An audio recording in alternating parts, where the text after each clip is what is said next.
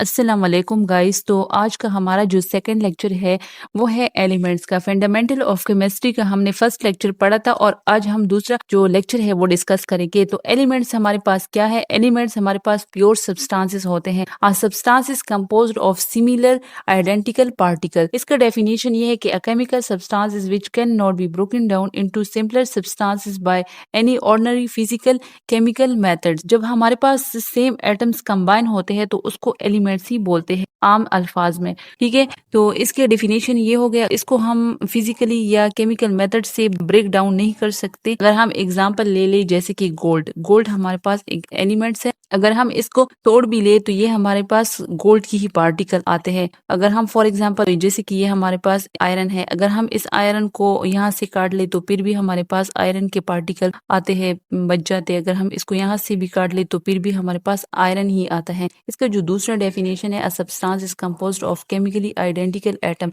जैसे कि हमारे पास जब सेम एटम कंबाइन होते हैं तो उसको एलिमेंट्स ही बोलते हैं। Atom having as a same atomic number, और इसको जो एटॉमिक नंबर होगा वो हमारे पास सेम होगा। फॉर एग्जाम्पल अगर हम कार्बन ले लें, आइसोटोप्स में इसकी जो पूरी डिटेल बताई गई है, यहाँ पर हम जस्ट एग्जाम्पल ले रहे हैं कि हमारे पास जो कार्बन है ये हमारे पास फॉर एग्जाम्पल है। इसके हमारे पास जो ये 3 कार्बन दी गई है, इसका जो एटॉमिक नंबर है वो सेम है। अगर हम इसको आइडेंटिकल और केमिकल आइडेंटिकल एटम्स देखें तो ये हमारे पास सेम एटम्स है। ठीक है, लेकिन इसका एटॉमिक नंबर सेम है और इसका मास नंबर क्या है, डिफरेंट है। एलिमेंट केमिकली आइडेंटिकल एटम जो होते हैं ये हमारे पास सेम है। फॉर एग्जाम्पल हमारे पास टोटल जो होते हैं 118 एलिमेंट्स है। टोटल हमारे पास 118 एलिमेंट्स है और इसकी जो क्लासिफिकेशन की गई है on the basis of property पे। सबसे पहले हमारे पास जो एलिमेंट्स होते हैं वो कुछ हमारे पास मेटल फॉर्म में होते हैं, कुछ हमारे पास नॉन मेटल में होते हैं, कुछ हमारे पास मेटलॉइड में होते हैं। मेटल्स में हमारे पास जो होता है, इसकी एग्जांपल ये कि मेटल जो होती है वो हमारे पास गुड कंडक्टर होती है, हार्ड सॉलिड होती है, शाइनिंग सरफेस होती है, सनरेसिस होती है, मेलिएबल होते हैं और डक्टाइल होते हैं।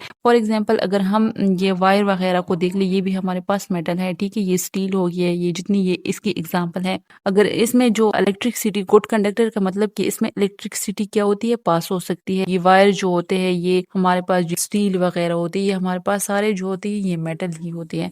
और ये हमारे पास देखो इसकी जो सरफेस होती है वो शाइनिंग करती है और ये हार्ड सॉलिड होती है।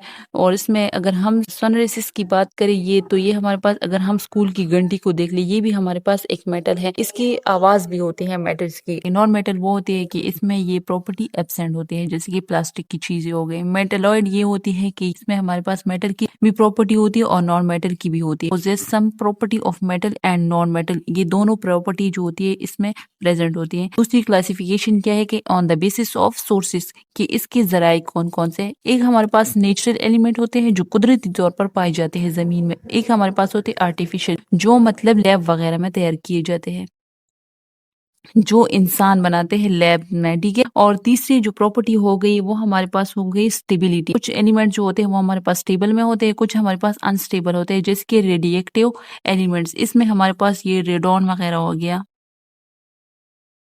रेडॉन वगैरह जो हो गई हमारे पास रेडिएक्टिव एलिमेंट्स है, क्योंकि इसका जो एटॉमिक नंबर होता है वो ग्रेटर देन 82 होती है। एटॉमिक नंबर जो होता है वो ग्रेटर देन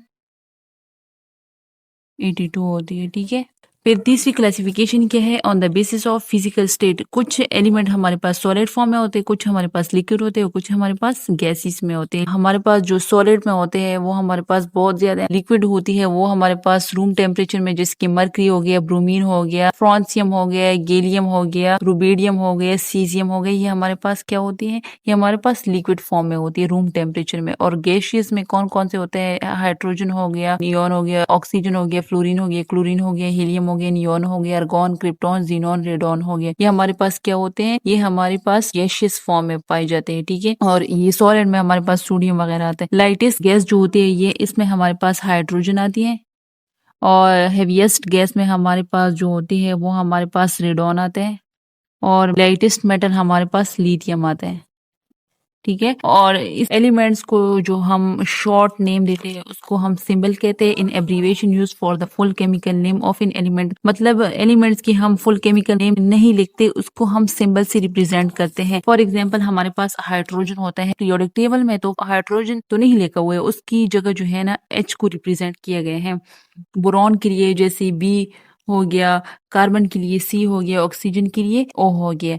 ये हमारे पास 1 लेटर एलिमेंट है, ये हमारे पास क्या है, ये हमारे पास 2 लेटर एलिमेंट्स है। फॉर एग्जांपल अगर हम calcium, caesium, cerium, cadmium, chlorine, curium, cobalt, chromium, ये हमारे पास सारे हमारे पास जो है एलिमेंट है, लेकिन इसकी जो स्टार्टिंग लेटर है ये सारी CC है। अगर हम इसको सब CC लेंगे तो ये तो हमारे पास फिर पहचानने में हम पहचान नहीं सकेंगे कि हमारे पास C इसके लिए भी आएगा, इसके लिए भी आएगा। तो इसके लिए हम क्या करते हैं, 2 लेटर्स एलिमेंट्स, ये हमारे पास 2 लेटर एलिमेंट है। इसकी जो हमारे पास स्टार्टिंग लेटर होगा वो हमारे पास कैपिटल होगा और उसके साथ जो होगा वो हमारे पास स्मॉल लेटर होगा। जैसे कि कैल्शियम है तो उसके लिए हम CA लगाएंगे, सीजियम है तो इसके लिए हम ये E नहीं लगाएंगे, S लगाएंगे, क्योंकि अगर हम इसके साथ E लगाए और इसके साथ भी E लगाए तो ये तो सेम वर्ड्स बन जाएंगे, इसको हम फिर पहचान नहीं सकेंगे।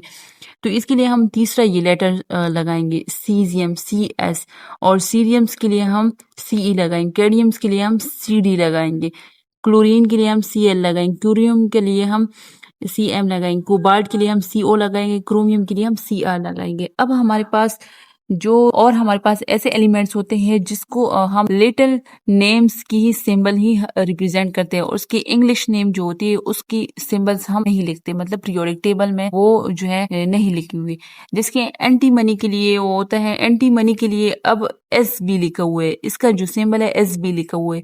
क्यों SB लिखा हुआ है, क्योंकि इसके लिटिल नेम्स का ही लेटर लिखा हुआ है। स्टीबियम, STAB, ये स्टीबियम, ये S और B ये हमारे पास 3 लेटर्स एलिमेंट्स है, ठीक है, क्योंकि यहाँ पे SB लिया हुआ है, एंटी मनी नहीं लिया हुआ है। अब कॉपर के लिए CO नहीं लिखा गया है, इसके लिए CU, क्योंकि इसके लिटिल नेम से ही सिंबल ली गई है। कोप्रियम्स ली गई है, गोल्ड के लिए और ऑरम्स ली गई है AU, आयरन के लिए फेरम ली गई है FE, लेड के लिए प्लम्बियम ली गई है PB, मरकरी के लिए HG ली गई है। इस तरह हमारे पास जो लिटिल नेम की ही वर्ड्स हैं वो हमारे पास सिंबल में ली गई है। ये हमारा था छोटा सा लेक्चर।